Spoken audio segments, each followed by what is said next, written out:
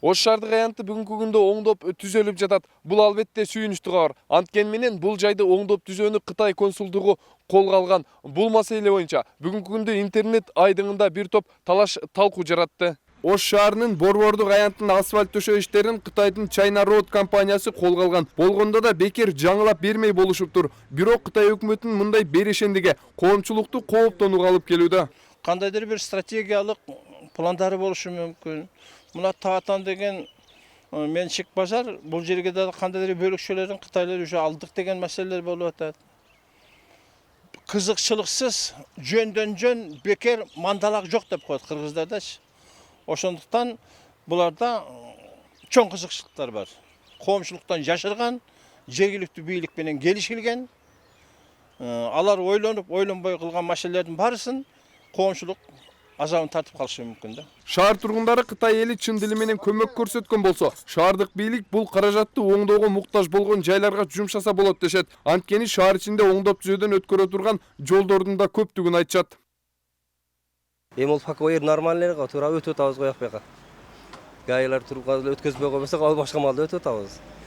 Анан эң жакшы болот да, кандай адамдар жашай турган, мына адамдарга жакшылык кандай үйлөрдө ошого-окшогон нерселерди салса өтө жакшы болот. Кыргызстандын сырткы каржы эле 4,5 миллиард долларга жеткен. Өлкөнүн тышкы каржынын 42% Кытайга таандык. Тактап айтканда 1 миллиард 700 миллион доллар бересебиз бар. Ага ылайык интернет айдыңында болсо бул жумуштун ачыкка чыкпай, бүдөмүк болуп турганы да шектенүүгө шарт түздү. Анын негизинде шаардык бийлик Кытай консулдугу менен жең ичинен сүйлөшүүдө деген аңыз кептер тараган. Коңшу мамлекет менен мындан ары этият мамиледе болуу зарыл. Эмне цемент, шагыл же асфальт жокпу Ош шаарында? Шаардын бизнесмендери эле реконструкция жасап койсо болот. Мамлекет карызга батып бүттү. Бекер акчадан коркуш керек. Кытай өкмөтү жөн эле расход кыла бербейт. Алар бир нерсени ойлоп жатат. Кытай бекер бермек беле. Акырын карыз берип бекер жем таштап, Кытай саясатын жүргүзүп атат. Биздин саткан чиновниктерге баары бир. Алар жесе, урдаса, калган башка иши жок. Өтө коркунучтуу саясат. Кытайлар борбордук аянтты оңдосо, машина белек кылса, оорукана салса бекерге. Ошту секин колго ала баштады. Бекер деп Кытайдан 2 миллиард доллар карызыбыз бар. Ал эми коомдук ишмерлер Кытай өкмөтү аянтты оңдоого каражат бөлсө эмне үчүн кыргызстандык жумушчу топтор тартылбаганында шектенүүнү пайда кылат дейт. Мына мэрияга бир жол тандабас, начальник управления милицияга бир жол тандабас бергендери бар. И тем более мунун кызыкчылыгы ушул жерде подрядчиктер Кытайлар өздөрү болуп атат. То есть өздөрү алып келген каражатта өздөрү освоить этип, анан кандай максатта болуп жатканы бул коомчулукка белгисиз.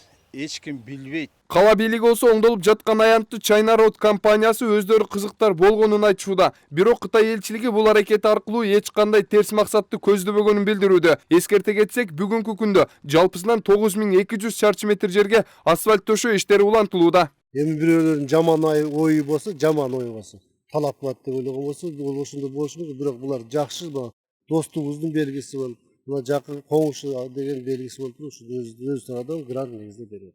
Жолдор башкармалыгы Кытай өкмөтү тарабынан жасалып жаткан жумуштун сапатын текшерүүгө алабыз дейт. Борбордук аянтты оңдоого каражат жоктугуна байланыштуу Кытай ишкерлеринин сунуштарына макул болушкан.